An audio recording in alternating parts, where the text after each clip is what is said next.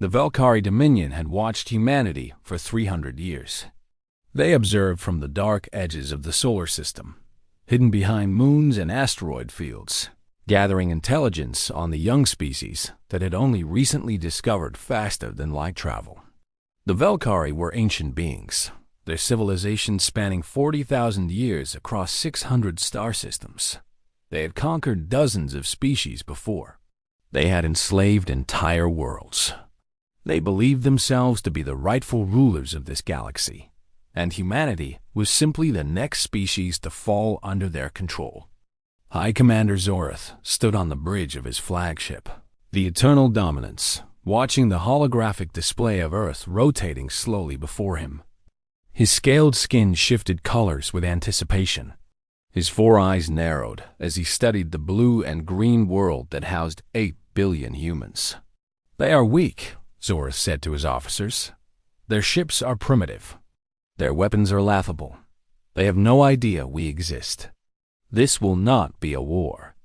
It will be a harvest." The Velkari had made this calculation carefully. Humanity had only colonized 12 worlds. Their military fleet consisted of just over 200 warships. The Velkari attack force numbered 15,000 vessels. The mathematics were simple. Overwhelming force would crush any resistance before it could form. What the Velkari did not understand was that humanity had been watching them too. Admiral Helena Cross sat in the command center of the Imperial Defense Network, located deep beneath the surface of Mars. She was a woman in her 60s with silver hair and cold blue eyes that had seen 3 decades of military service.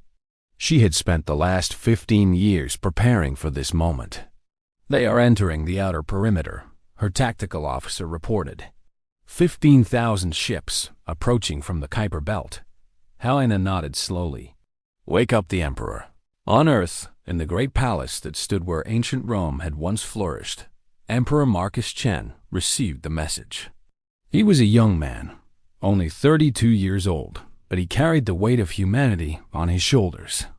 His ancestors had united Earth after the resource wars of 2089. They had built an empire that valued strength, discipline, and above all, preparation. Marcus looked at the report on his screen. The Velkari were coming. They expected no resistance. They expected humanity to surrender or die. They expected no retaliation. They were wrong. "Activate Protocol Omega," Marcus said quietly. Across human space, lights began to turn on in places that had been dark for decades. Hidden shipyards inside hollowed-out asteroids roared to life. Military bases buried beneath the surfaces of moons activated their systems. Weapon platforms that had been disguised as civilian satellites revealed their true nature. The Velkari had counted 200 human warships. They had not counted the 1,200 vessels hidden in the deep places of the solar system. They had not counted the automated defense platforms numbered in the tens of thousands. They had not counted the orbital cannon arrays, capable of firing tungsten rounds at a fraction of the speed of light. Humanity had known they were not alone in the universe. They had detected the Velkari observation probes decades ago. They had captured one and learned everything they could about the alien technology. They had prepared in secret, building an invisible military machine designed for one purpose: to make any attacker regret their decision. The Velkari fleet crossed into the inner solar system with confidence. High Commander Zorath gave the order for the first attack. 20 warships peeled away from the main formation and headed toward the human colony on Titan. It would be a demonstration of power, a message to humanity that resistance was pointless. Those 20 ships never reached Titan. The defense platforms hidden in the rings of Saturn activated simultaneously. Thousands of missiles launched in a wave of fire and destruction. Energy weapons that the Velkari had never seen before cut through their shields like paper. The 20 warships became expanding clouds of debris in less than 4 minutes. Zorath stared at his display in disbelief. What is this? How do they have such weapons? Before he could receive an answer, the Imperial fleet emerged from hyperspace. Admiral Helena Cross led the charge from the bridge of the Humanity's Fury, a dreadnought-class warship that dwarfed even the largest Valkyrie vessels. Behind her came 1,200 ships of the line, all of them armed with weapons designed specifically to counter Valkyrie technology. "All ships, this is Admiral Cross," Helena said over the fleet communication channel. "The enemy came here expecting sheep. Let us show them that humanity has teeth. Engage." The battle that followed would be remembered for 1,000 years. The human fleet hit the Valkyrie formation like a hammer striking glass. The aliens had expected a fight against primitive technology.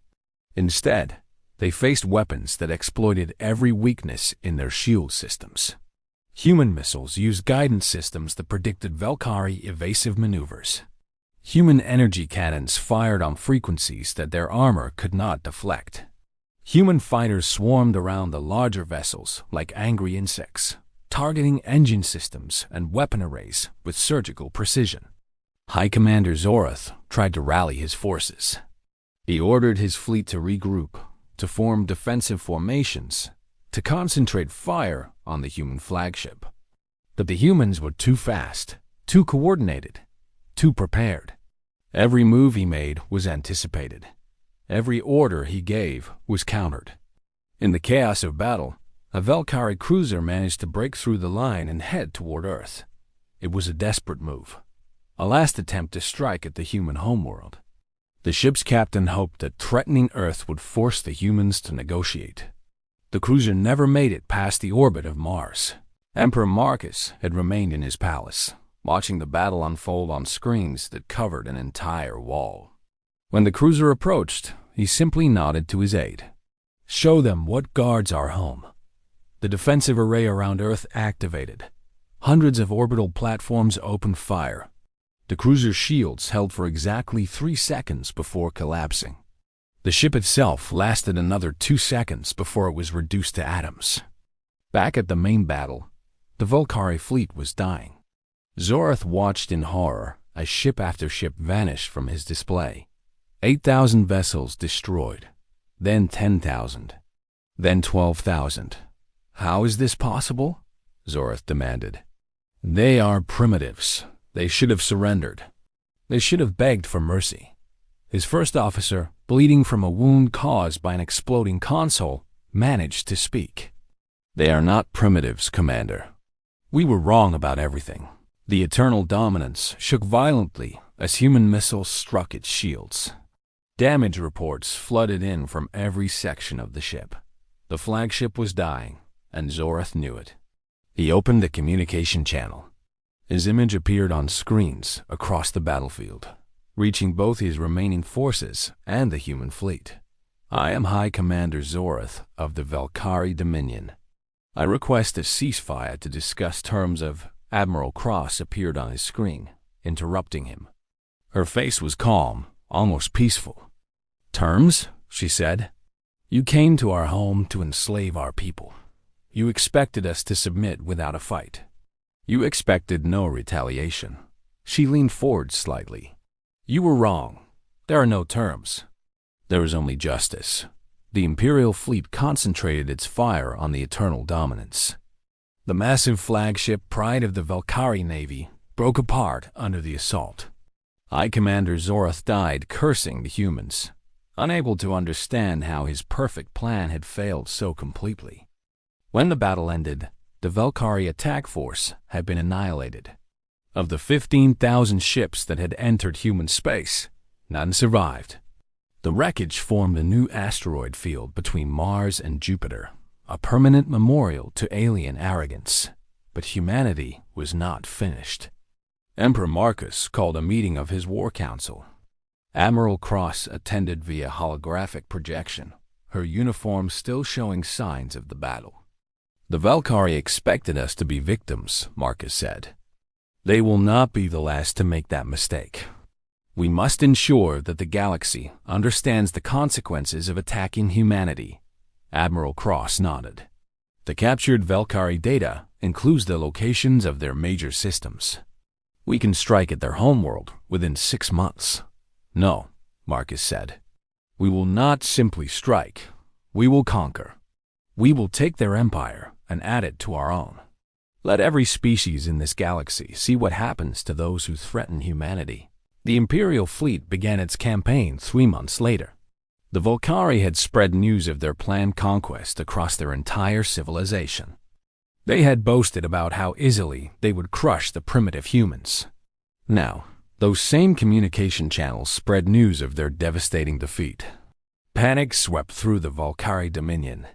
Their leaders tried to assemble a defense, but their military had been built on the assumption that they would always be the aggressors.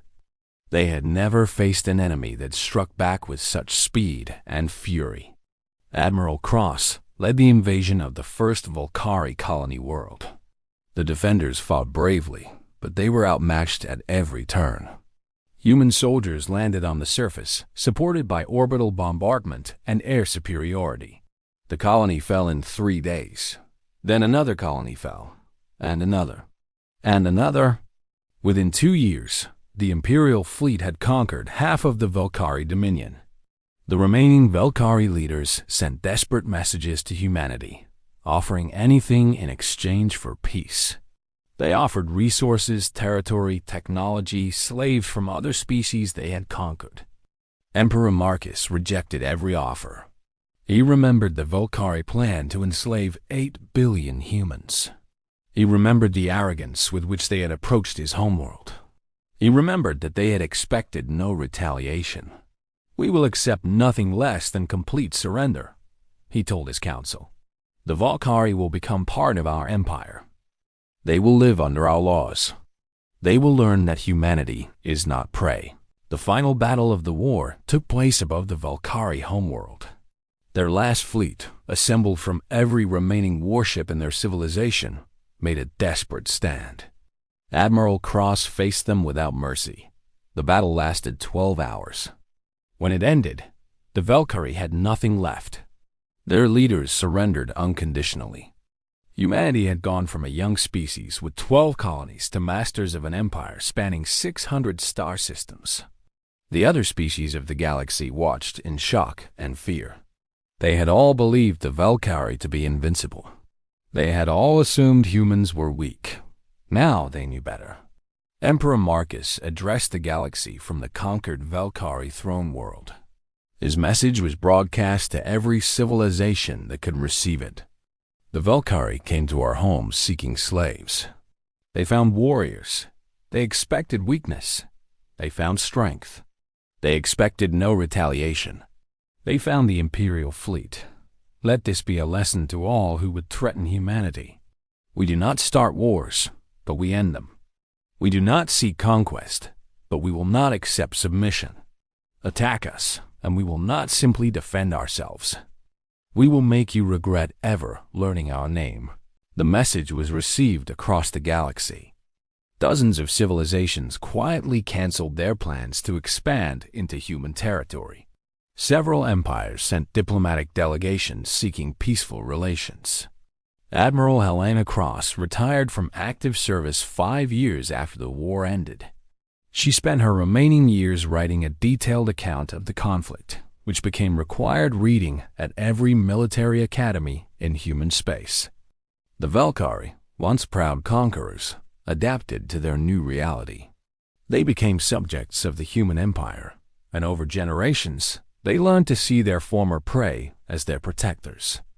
The universe was dangerous, filled with threats that they had once ignored. But humanity stood guard now, ready to respond to any attack with overwhelming force. They had expected no retaliation. The Imperial fleet had taught them otherwise. And the galaxy would never forget that lesson.